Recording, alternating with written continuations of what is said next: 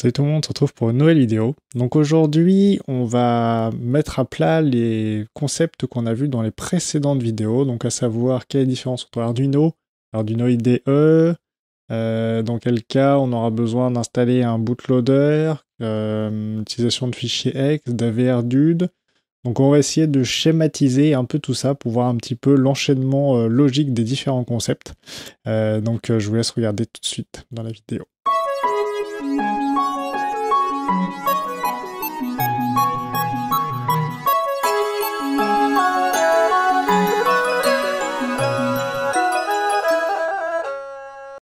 Donc comme je disais, on va revoir les concepts des précédentes vidéos. Donc c'est vrai que certains d'entre vous se posaient un petit peu la question de savoir quelle est la différence entre Arduino, Arduino IDE, dans quel cas est-ce qu'il faut que j'en achète un, parce que je comprends pas, j'ai une carte mère 1.1.5, donc j'ai un bootloader et je vois pas pourquoi j'aurais besoin d'une carte Arduino.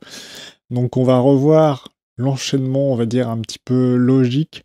Je vais essayer de faire un petit schéma pour vous montrer dans quelle séquence on va mettre les différents blocs, savoir quand est-ce qu'on utilise l'un ou l'autre, dans quel cas on en aura besoin ou pas d'ailleurs.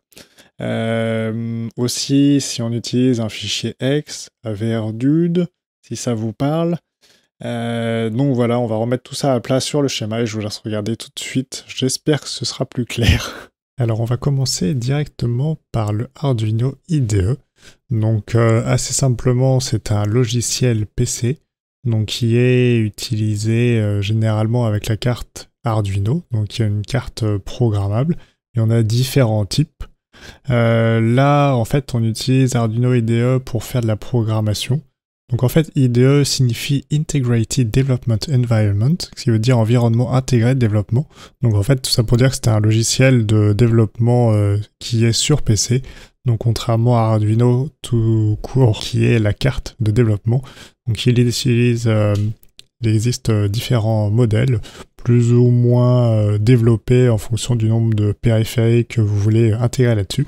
Mais c'est pas forcément la question ici. Donc Arduino IDE, ça se présente sous cette forme-là. Donc ce logiciel, on le retrouve un peu partout. En tout cas, si vous souhaitez mettre à jour le firmware de votre carte mère, vous êtes quasiment sûr de l'aborder pour faire de la programmation. Donc l'interface est assez reconnaissable avec ce blanc, ce pavé noir en bas pour on va dire le debug, les messages qui remontent, et donc l'interface plutôt dans les verts turquoise qu'on retrouve assez facilement. Donc on va utiliser Arduino IDE pour faire de la programmation Marlin, donc pour faire notre firmware. Donc moi j'ai utilisé sur la précédente vidéo une version TH3D qui simplifie la configuration de Marlin en fonction de notre imprimante. Donc Arduino IDE, comme je le disais, est un logiciel PC. Donc qui permet de flasher un firmware. Donc là, c'est ce que j'appelle ici une opération. Donc c'est une action. Donc c'est le fait de flasher, de mettre un nouveau firmware sur notre carte mère. Donc on va déjà aborder le concept de bootloader. Donc c'est un logiciel intégré à l'imprimante, donc qui est présent sur la carte mère, donc soit de base, soit à rajouter. Donc sur la carte mère Creality 3D version 1.1.5, on a le bootloader de base. Sur la 1.1.3 et 1.1.4, ce n'est pas le cas. Donc je pense que c'est la même chose pour les précédentes versions alternatives. Après, moi j'ai pu tester uniquement sur la 1.1.3 et 1.1.4, mais voilà.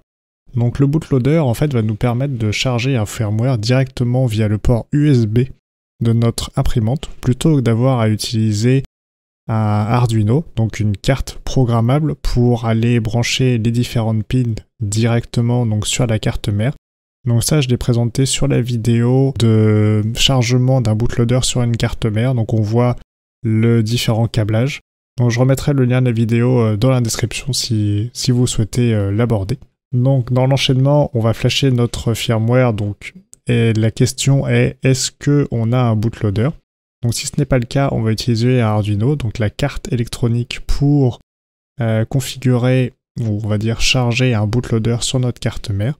Donc on va utiliser Arduino IDE qui va être connecté à une carte électronique Arduino qui sera branchée physiquement avec des fils sur notre carte mère, mais pas directement via le port USB, mais via ISP.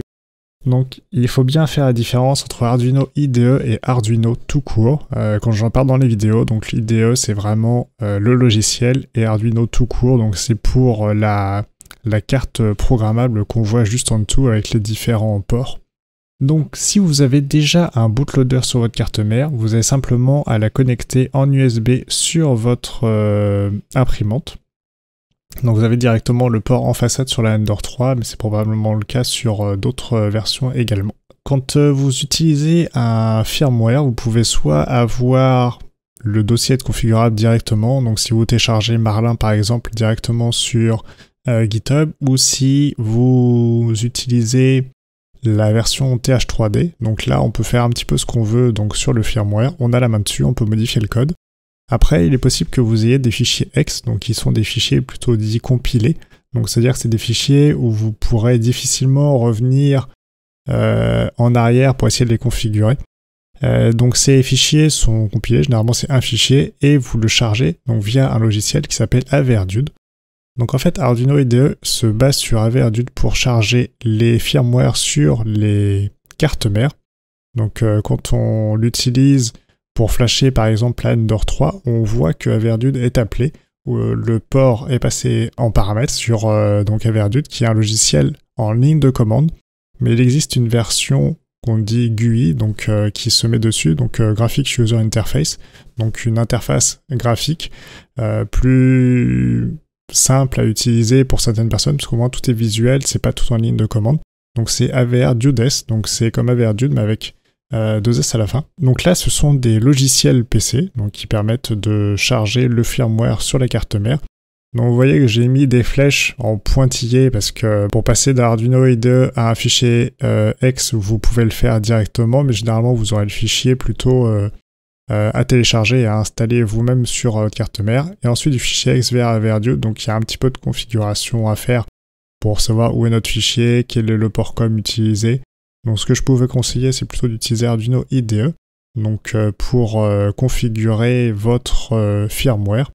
Donc soit Marlin directement, soit la version TH3D. Vous pouvez regarder cette vidéo à partir de 4 minutes 50 qui présente en fait dans le cadre du BL Touch l'utilisation de Arduino IDE et comment flasher donc le firmware sur une carte mère. Et il y a également une autre vidéo que j'ai faite, donc celle-ci présente comment charger un bootloader sur une carte mère qui n'en a pas, en utilisant donc une carte programmable Arduino.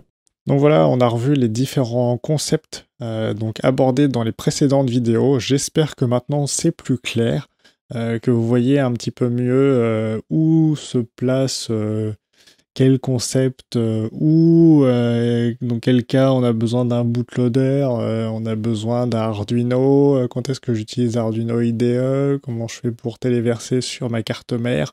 Donc après, je mets des liens évidemment sur les autres vidéos explicatives qui abordent spécifiquement certains sujets. Donc la configuration du firmware TH3D pour l'utilisation d'un BL Touch, également pour l'utilisation d'un détecteur de filaments, et donc comment charger un bootloader sur une carte mère qui n'en a pas, donc on va dire les cartes mères précédentes à 1.1.5, donc toutes les versions antérieures. Donc j'espère que ça vous a aidé, si c'est le cas, n'hésitez pas à me le dire. S'il y a des concepts qui sont toujours un peu flous, surtout dites-le. Donc mettez des commentaires dans la vidéo. J'essaierai éventuellement de refaire une vidéo derrière ou de vous expliquer brièvement en commentaire si ça suffit. Donc voilà, sur ce, je vous laisse et je vous dis à très bientôt dans une prochaine vidéo. Salut, salut.